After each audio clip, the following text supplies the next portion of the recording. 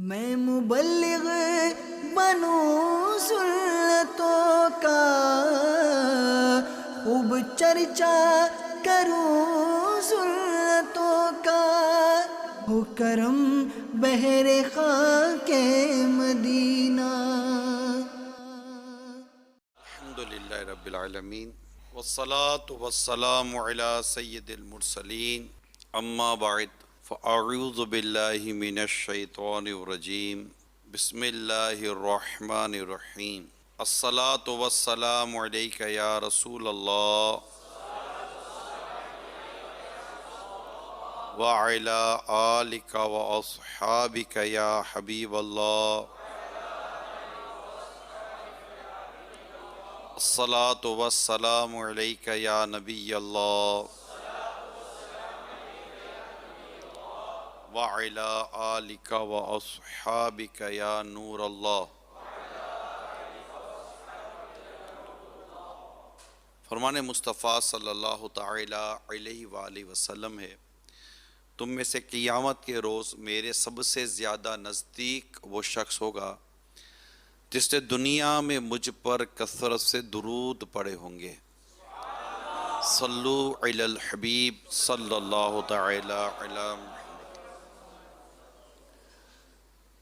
پچھلی چند اتوار مغرب کے بعد سے ماشاءاللہ ہماری مجلس سے تاجران جو ہے باب المدینہ کراچی کی، اس کی کوششیں ہیں کہ ہمارا مغرب تا عشاء ایک مختصر سا اجتماع ہوتا ہے، اس میں ہماری کوشش ہوتی ہے کہ جو باب المدینہ شہر میں جو مارکیٹوں میں جو اسلام بھائی ہوتے ہیں ان کو جمع کیا جائے اور انہیں کوئی نیکی کی دعوت پہنچائی جائے۔ لہذا پچھلے چند اتواروں سے ترکیب جاری ہے۔ آپ سمجھ سکتے ہیں کہ بزنس کمیونٹی کو، مارکیٹوں میں رہنے والوں کو نیکی کی دعوت کی یقین مانے بہت ضرورت ہے۔ زیادہ تر ملازم طبقہ جو ہے نا یہ تو آتا ہے اجتماع میں، میری اپنی آبزرویشن ہے، آپ کو میرا خیال ہے زیادہ اختلاف نہیں ہوگا۔ ملازم طبقہ، غریب طبقہ یہ عموماً اجتماع میں آئے گا، نیکی کی دعوت میں آئے گا، یہ وقت دیتا ہے۔ نارملی جو آنر ہوتا ہے، سیٹ ہوتا ہے، چاہے وہ چھوٹا بیپاری ہو بڑا بیپاری ہو، دکان بند کرنا کھولنا اس کا یہ ٹینشن لگا رہتا ہے۔ ملازم چلا جائے گا، وہ نوٹیں گنتی کرتا رہے گا، وہ لکھتا رہے گا، اس کے لیے آنا اور اس کو لانا بہت ضروری ہے، کیونکہ اس کے تحت ملازم ہوتے ہیں، ملازم کے تحت سیٹ نہیں ہوتا۔ میری اپنی سوچ بھی ہے، ایک سیٹ کئی ملازم کو نمازی بنا سکتا ہے، مگر شاید کئی ملازم مل کر ایک سیٹ کو نمازی نہ بنا سکے۔ وہ ڈریں گے بولتے ہوئے، بار بار بولیں گے نہیں۔ آج بھی میں آپ کے ایک فائدے کی بات لایا ہوں، ہم میں سے تقریباً ہر بیپاری آدمی اپنے رزق میں اضافہ چاہتا ہے، برکت چاہتا ہے، یہ سیدھی سی بات ہے، برکت ہو، فائدہ ہو۔ اس فائدے کے لیے یہ اپنے کاروبار میں ہی ڈرل کرتا رہتا ہے، انویسٹمنٹ میں چینجز لائے گا، مال آگے پیچھے کرے گا۔ کبھی ملازم کو بولے یار یہ تھان کو ادھر کے ادھر رکھ دے، وہ اس کو ٹوٹکا پتہ ہے کہ یہ ٹوٹکا ہے، کبھی بولے گا گرے گا تو بکے گا، کہ بولے گا یہ آئے گا تو بکے گا، کبھی تو اپنی دکان میں، اپنی آفس میں، اپنی ہی بزنس یونٹ کے اندر وہ کچھ نہ کچھ امینڈمنٹ کرتا رہتا ہے، سوچتا رہتا ہے، مگر وہیں کہیں کھڑا رہتا ہے۔ اصل اس کو شاید یہ پتہ نہیں ہے کہ کاروبار میں برکت یا رزق میں برکت صرف دکان اور پیسوں کے ذریعے نہیں ہے، اس کے علاوہ بھی اور کام ہے جس کے ذریعے اس کے رزق میں برکت ہوگی۔ میں آپ کو وہ کام آج بتانے جا رہا ہوں، اس کو کریں، اور اس کے ساتھ ساتھ انشاءاللہ اور بھی میں آپ کو سامنے مدنی پھول بیان کروں گا۔ اب میں بڑی مشہور حدیث آپ کے سامنے رکھتا ہوں، عموماً یہ پتہ نہیں کیوں ہم بھول جاتے ہیں، نظر انداز ہو جاتی ہے۔ مشہور حدیث ہے، آپ نے کئی دفعہ سنی ہوگی، شاید سنیں گے تو یہ تو صاحب دھیان میں تھا ہی نہیں، مگر اس میں رزق میں برکت کا فارمولہ ہے۔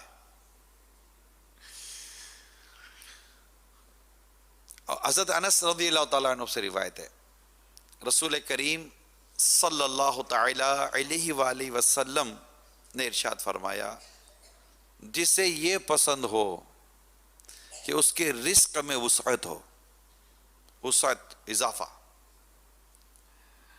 اور اس کی عمر لمبی ہو، اسے چاہیے کہ اپنے رشتہ داروں کے ساتھ اچھا سلوک کرے۔ اب میں آپ کو دکان سے باہر لے گیا ہوں، آپ کو میں مارکیٹ سے بھی باہر لے گیا ہوں، آپ کو میں رشتہ داروں میں لے گیا ہوں، عمل کہیں کر رہے ہیں، اثر کہیں اور پڑ رہا ہے۔ یہ سمجھنا کوئی مشکل نہیں ہے۔ آپ کے پاؤں میں بھی درد ہو تو آپ گولی کہاں سے کھاتے ہیں؟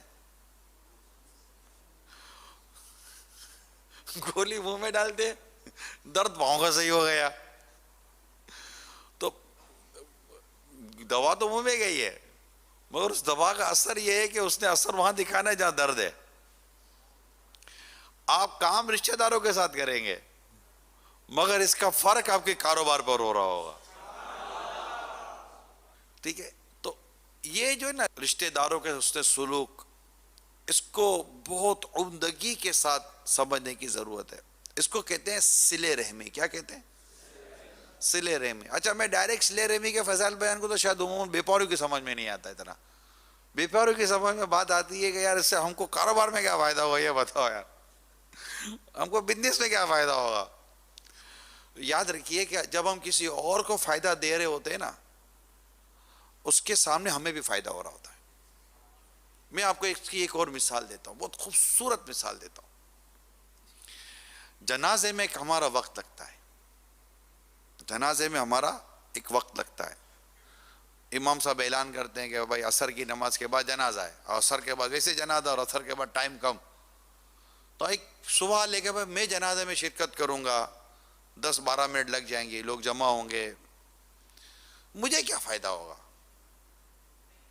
میں تو دعا پڑھوں اللہم اغفر لی حینا و میتنا و شاہدنا و غائبنا، پوری دعا پڑھوں گا، تو مرنے والے کے لیے، زندوں کے لیے دعا کر دی، مجھے کیا مل رہا ہے؟ حالانکہ زندوں میں بھی شامل ہوں۔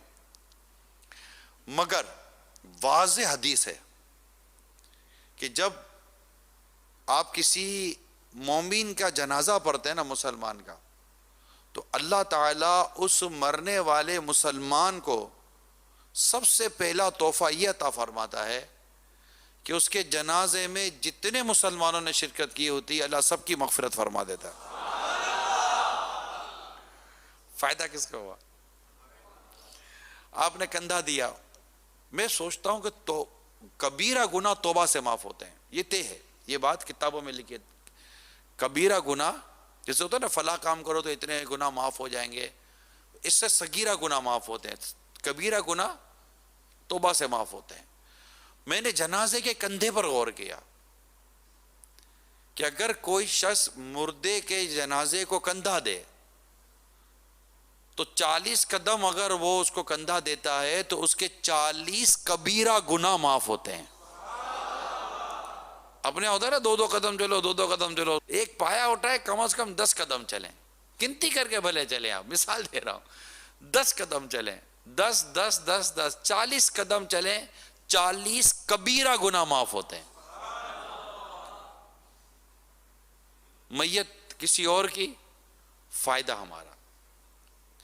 اسی طرح غسل میت دینے والے کو، غسل دینے والے کو فائدہ، کفن پہنانے والے کو کفن پہنانے کا فائدہ، تدفین کرنے والے کو تدفین کرنے کا فائدہ۔ ہم وقت دے رہے ہیں، ہم مسلمان کی خیر خواہی کر رہے ہیں۔ یہ اسلام و دین کی خوبصورتی ہے کہ ہمیں ان کام پر ہمیں اجر دیا جا رہا ہے، ثواب دیا جا رہا ہے، تو وقت کہیں اور دے رہے ہیں، فائدہ کتنا ہو رہا ہے یہ دیکھیے آپ۔ ٹھیک ہے، تو اللہ ہمیں جنازہ پڑھنے کی بھی توفیق عطا کرے، غسل، میت، کفن، یہ سب ہمیں اللہ توفیق دے۔ کل ہماری باری آئے گی، لوگ کسی کے جنازے میں جاتے ہیں نا، نارملی ان کے جنازے میں بھی لوگ آتے ہیں، لوگ ملتا ہے نا تو لوگ اس کو یاد کرتے ہیں۔ جب وہ کوئی جاتا ہی نہیں ہے، ملو گے نہیں تو آپ زندہ ہو گیا، مر گئے ہو، کس کو کیا پتا۔ آپ ریگولر آؤ، ریگولر ملو تو آپ کے نہ آنے کا نوٹس لیں گے نا لوگ، یار یہ آیا کیوں نہیں ہے۔ بیمار ہو گیا تو آپ کو پوچھیں گے، انتقال ہو گیا تو جنازے میں آئیں گے۔ بعضوں کو شکایت ہوتی ہے ہم کو کوئی پوچھتا نہیں ہے، حقیقتاً وہ خود کسی کو نہیں پوچھ رہے ہوتے، جو کسی کو پوچھتا نہیں ہے نا اسے پوچھا نہیں جاتا، جو کسی کو خوش رکھتا نہیں ہے نا وہ خوش رہتا بھی نہیں ہے، جو کسی کو نوازتا نہیں ہے نا یہ نوازا بھی نہیں جاتا۔ رشتہ داری، گھر، فیملی، خاندان، اس کی بہت امپورٹنس ہے۔ ہم کاروبار میں مگن ہو جاتے ہیں، ہم اپنی فیملی کو بھول جاتے ہیں، ہمارا صدقہ و خیرات غیروں کے لیے چلا جاتا ہے۔ آپ اپنا صدقہ و خیرات رشتہ داروں کو دیں اور اس کی امپورٹنس کو سمجھیں۔ اب صلہ رحمی کیا ہے، اچھا سلوک ہے کیا، اس کی وضاحت ضروری ہے۔ صدر الشریعہ بدر الطریقہ مفتی امجد علی اعظمی رحمۃ اللہ تعالی علیہ لکھتے ہیں صلہ رحم کے معنی رشتے کو جوڑنا ہے۔ کیا معنی ہے؟ رشتے کو جوڑنا، یعنی رشتے والوں کے ساتھ نیکی اور سلوک کرنا۔ ساری امت کے اس پر اتفاق ہے کہ صلہ رحم واجب ہے اور قطع رحم یعنی رشتہ کاٹنا حرام ہے۔ کہ وہ اگر آپ سے جوڑتا نہیں ہے تو آپ اسے جوڑیں، وہ آپ کو توڑتا ہے تو اس کو توڑنے نہ دیں، ناراض رشتہ داروں کے ساتھ اچھا سلوک کریں تو انشاءاللہ فائدہ ہوگا۔ رشتہ داری اگر بندہ کاٹتا ہے اور ناراض ہو کر بیٹھ جاتا ہے بلا وجہ شرعی، اور ہمارا نارمل ہوتا ہے، شادی جب کسی کے گھر میں آتی ہے نا سب سے ٹینشن وہ تو آئے گا نہیں، کیوں ناراض ہے، کیوں ناراض ہے، تو وہ اس کا کام نہیں کیا تھا آپ نے، اس کو دعوت نہیں دی تھی آپ نے۔ بھائی کوئی ناراض، دیکھیں ناراض ہونے کی کوئی شرعی وجہ ہوتی ہے، ذاتی وجہ کوئی ناراض ہونے کی نہیں ہوتی۔ ہم لوگ ناراض ہوتے ہیں ذاتی وجوہات کی بنا پر، میرے بچے کو پوچھا نہیں، مجھے بلایا نہیں، میری بیوی کو مان نہیں دیا تو میرے باپ کو پوچھا نہیں، میری ماں کو پوچھا نہیں، گھر پہ آ کے دعوت دی نہیں تھی، اور دکان پر گیا تو منہ نہیں دیا۔ یہ ساری باتیں، یہ سب اس کو کیا کہیں گے، اس میں کئی چیزیں نا معذرت کے ساتھ ایگو کی طرف لے کے جاتی ہیں، آپ کو گھمنڈ اور تکبر کی طرف لے کے جاتی ہیں، آپ کو اس بات کی طرف لے کے جاتی ہے کہ میں امپورٹنٹ آدمی تو مجھے امپورٹنٹ نہیں دی ہے۔ یہ ساری چیزیں خراب ہیں، خود پسندی ہے، عجب ہے، تکبر ہے، اپنی واہ واہ چاہنا ہے، اپنی امپورٹنس چاہنا ہے۔ اور ایک بات ہمیشہ یاد رکھیے پیارے اسلامی بھائیو، عزت مانگنے سے ملی نا تو کیا ملی، عزت تو بھیک میں لی ہے ہم نے۔ بعض پیسے کے بھکاری ہیں، بعض عزت کے بھکاری ہیں، مانگ کر عزت دے دے، مجھے عزت دو، کہتے ہیں نا اللہ کے واسطے کو دو پیسے دے دو، اللہ کے واسطے مجھے عزت دے دو، تو یہ اللہ کے واسطے عزت مانگنے کا یہ منہ سے نہیں بولتے، یہ لڑ کر عزت لیتے ہیں، یہ بدماشی سے عزت لیتے ہیں، یہ بلیک میل کر کے عزت لیتے ہیں۔ یہ معاشرے کا عجیب طبقہ ہے، آپ کے خاندانوں میں بھی ہوگا، میرے خاندانوں میں بھی ملے گا آپ کو، یہ کئیوں کے خاندانوں میں ملتا ہے آپ کو، یہ آس پاس میں ملیں گے۔ یہ مانگ کر عزت لینے والے عجیب طبقہ ہے، بولیں گے نہیں نا کہ ہم کو عزت دو، یہ بلیک میل کرتے ہیں، مورلی بلیک میلنگ کہتے ہیں اس کو۔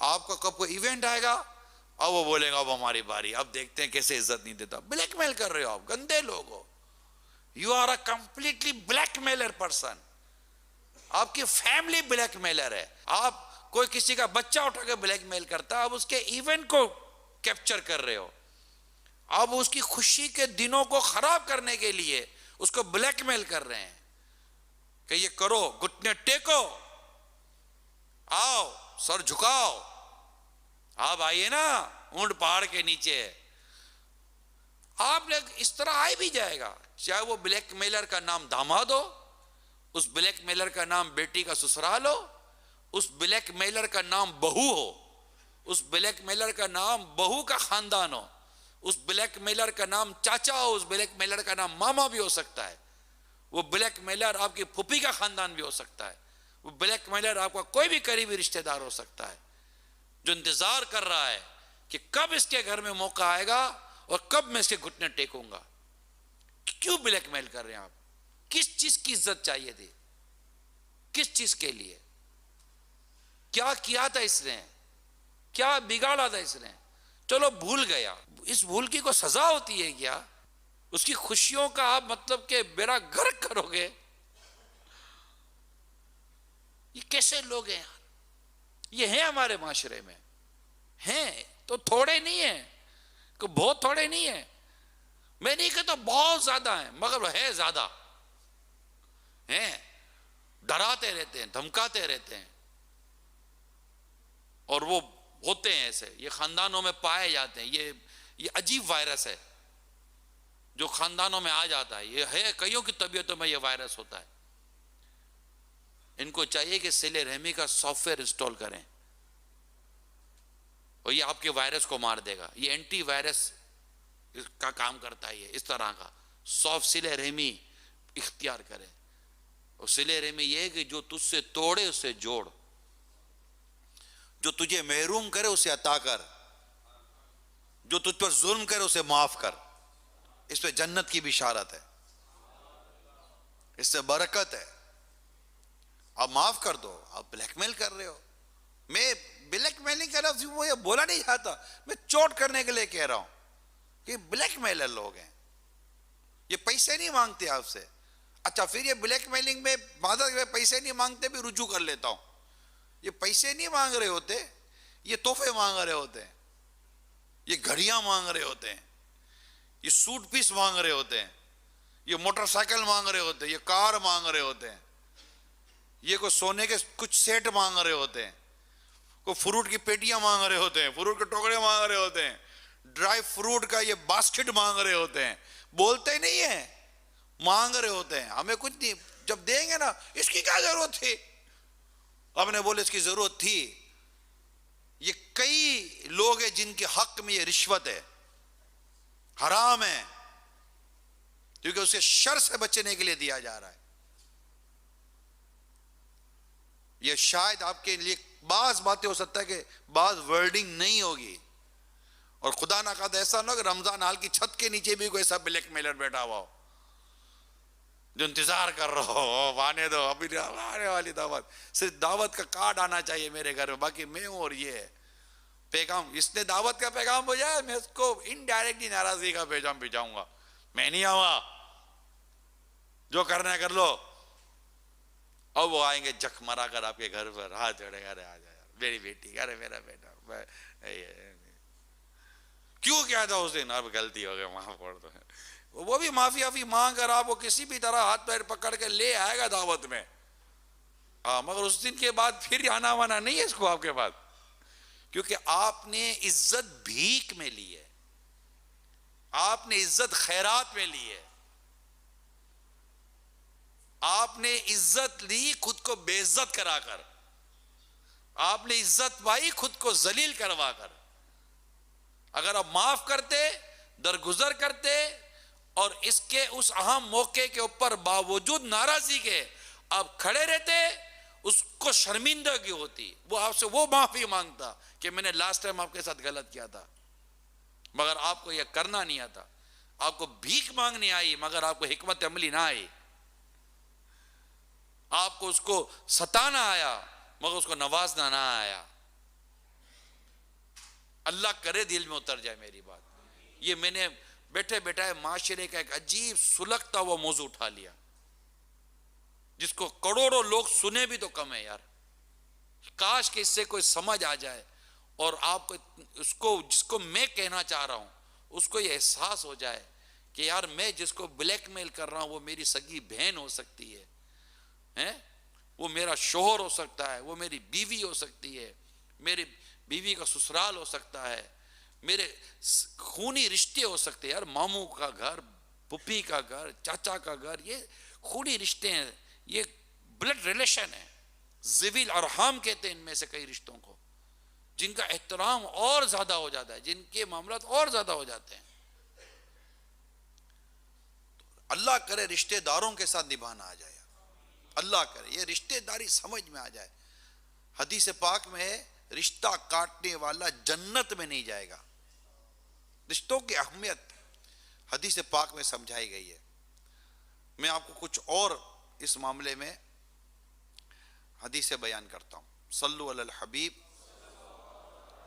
بلکہ قرآن کی تو ایک بڑی مشہور آیت ہے، چلیں وہ بھی سناتا ہوں، جو آپ ہر جمعہ سنتے ہیں، اگر جمعے میں خطبے میں تو پہنچ ہی جاتا ہوگا، نارملی بیان میں پہنچتے نہیں، خطبے میں عموماً پہنچ جاتے ہیں۔ خطبے کی ایک آیت کریمہ پڑھی جاتی ہے، وہ آیت کریمہ سورہ نحل کی ہے، ہر خطبے میں تقریباً یہ آیت کریمہ پڑھی جاتی ہے، سورہ نحل کی آیت نمبر 90 ہے۔ ان اللہ یأمر بالعدل والاحسان وایتاء ذی القربى وینہی عن الفحشاء والمنکر والبغی یعظکم لعلکم تذکرون۔ سنیے یہ آیت، کس کس سے سنی ہے؟ کس کس کو اس کا معنی نہیں پتا؟ وہ آتا ہے، اس پہ کوئی حرج نہیں ہے، کوئی حرج نہیں ہے، معنی نہیں پتا ہوتا، ٹھیک ہے، یہ مجھے اندازہ تھا۔ حالانکہ خطبات رضویہ جو ہم یہاں پڑھتے ہیں اتنا معنی خیز، اتنا ایمان افروز، اتنا سبق آموز ہے، لیکن ہمارے نصیب کہ ایک، میں سمجھتا ہوں کہ شاید مسلمانوں کی کروڑوں کی تعداد ہوگی جسے یہ نہیں پتا ہوتا کہ خطبے میں بیان کیا ہو رہا ہے۔ خطبہ عربی میں ہی ہونا چاہیے، لیکن یار جو خطبہ ہوتا ہے اس کو ایک بار سیکھ تو لیں گے، یار ہمیں روز ہر جمعے جا کر سنتا ہوں یہ مولانا بولتے کیا ہیں۔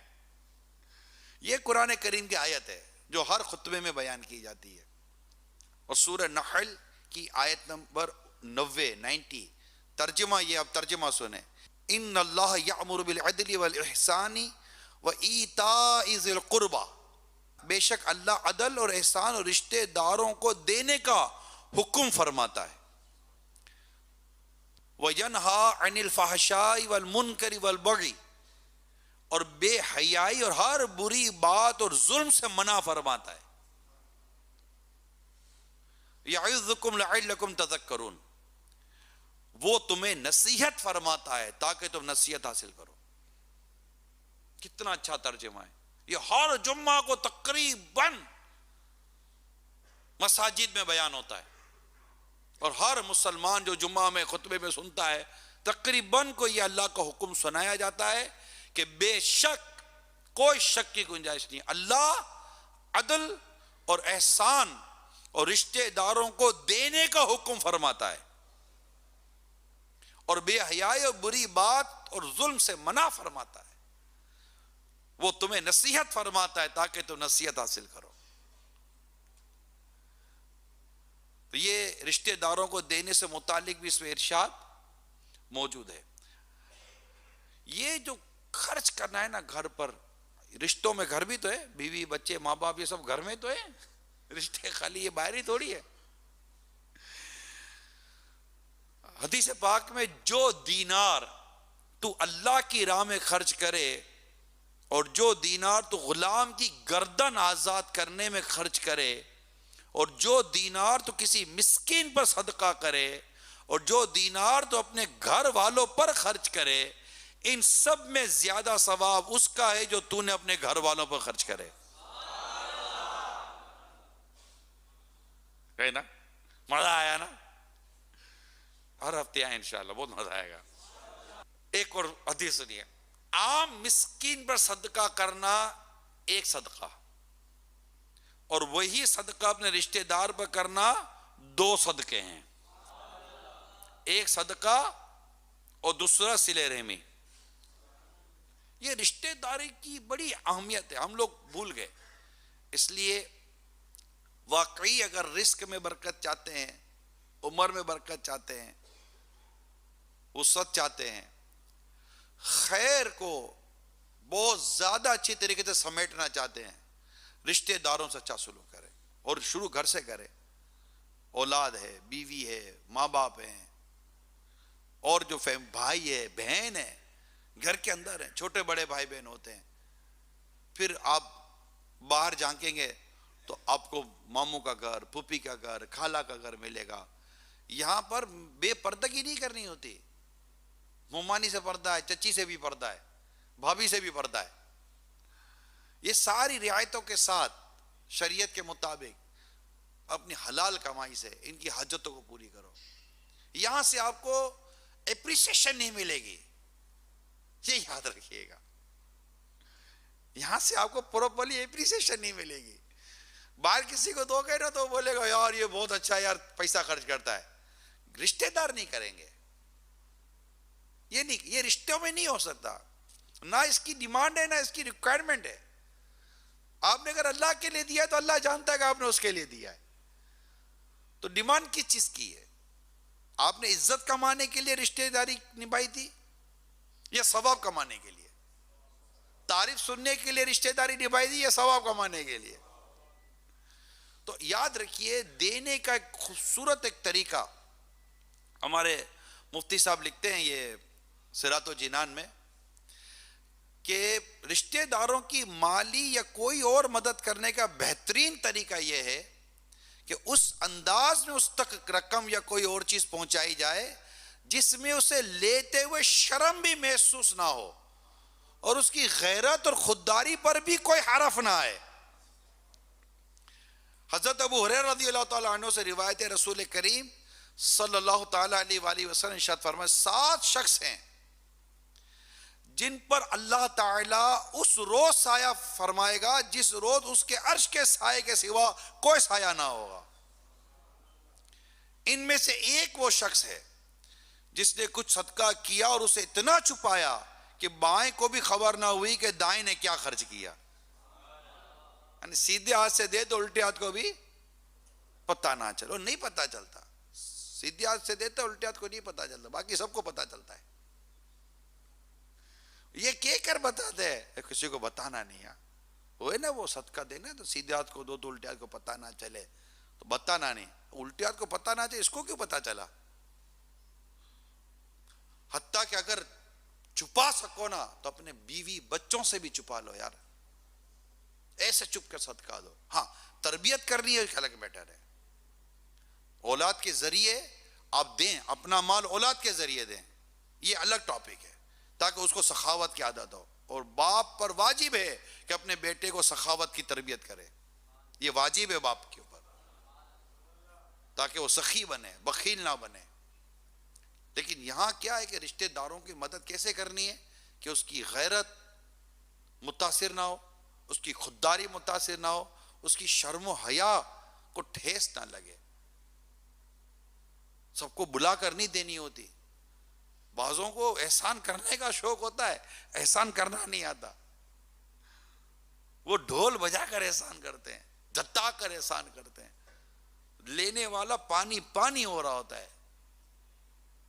اللہ ایسا جذبہ دے کہ یار اپنے سامنے ہی نہ آئے، مدد بھی اور نام بھی نہ ہو. کرو نا ایسا یار، کرو ایسا یار، مدد بھی کرو اور نام بھی نہ آئے. جب میرے امام زین العابدین رضی اللہ تعالیٰ عنہ کا انتقال ہوا نا تو ایک عجیب مسئلہ ہو گیا کہ جب آپ کو غسل دیا گیا نا تو آپ کے بدن پر کچھ نشان تھے. تو پتہ چلا کہ آپ اپنی زندگی میں مدینہ منورہ کے کئی گھروں پر اپنے کندھے پر رات کر، اپنے بدن پر لاد کر اناج پہنچایا کرتے تھے، سامان پہنچاتے تھے، اور آپ کے انتقال تک کسی کو پتہ نہ چلا. ایک بڑا عجیب واقعہ میں نے پڑھا. ایک دکاندار تھا اور بڑا مطلب کہ وہ ٹھیک ٹھاک پیسہ تھا اس کے پاس. اس سے لوگ کسی قسم کی مدد مانگتے نا، ایک ڈھیلے کی مدد نہیں کرتا تھا. اچھا اسی کی محلے کے اندر گوشت والا بھی تھا، چھوٹا موٹا کاروبار کرنے والا بھی تھا، غریب قسم کے کاروبار کرنے والے لوگ تھے. یہ عام آدمی کی مدد کرتے تھے، فری میں گوشت دے دیا. لوگ کہتے ہیں یار یہ عام غریب لوگ ہیں، یہ مدد کر رہے، یہ اتنا پیسے والا آدمی ہے، اتنی بڑی دکان کھول کر بیٹھا ہوا ہے، یہ 1 روپے کی مدد نہیں کرتا، ایک ڈھیلا نہیں دیتا کسی کو. یار ایک ڈھیلا نہیں دیتا تھا. یہ غریب دکاندار تھے نا، یہ مدد کرتے تھے. آخر ایک دن اس کا انتقال ہو گیا، وہ امیر آدمی کا جس کی دکان سے انتقال ہو گیا. اب لوگ وہ لینے گئے تو وہ نہ گوشت والا گوشت سستا دے ہوئے، نہ مفت دے ہوئے، نہ کوئی مطلب کو مفت نہ دے، کوئی سستا ہی نہ دے. لوگوں کو بڑی حیرت ہوئی کہ یار یہ مر گیا تو ان کو کیا تکلیف ہے، یہ کیوں نہیں دے رہے. تو کہا بھائی کیوں نہیں دے رہے ہو؟ بولا کیسا دے، ہم جو تم کو دیتے تو ہم کو پیسے وہ دیتا تھا، ہم کو پیسے وہ دیتا تھا، ہم کو تھوڑی کوئی سخی تھے. ہم جو تمہیں سستا دے دیتے مفت دیتے تو ہمیں پیسے وہ دیتا، لیکن اسے منع کہتا ہے میرا نام نہیں ہے، لوگوں کو دو، غریبوں کی مدد کرو. ہم اس کے کہنے پر ہم لوگوں کی مدد کرتے تھے. کبھی دیکھا ہے ملا کبھی ایسا کوئی آدمی؟ ہوں گے، ہمیں نہیں ملے. ایسی مدد کہتے ہیں لوگ مذمت کر رہے ہیں اس کی، تب بھی نہیں بول رہا ہے کہ ابھی تم کو جو یہ میلے میں مل رہا ہے نا میری وجہ سے مل رہا ہے. نہیں کی. اور ہم نہیں چپ رہ سکتے بھائی. ہم اپنی نیکیاں، اپنا ثواب، اپنی عبادت، اپنے اچھے عمل دکھانے پر حریص ہیں، لالچی ہیں.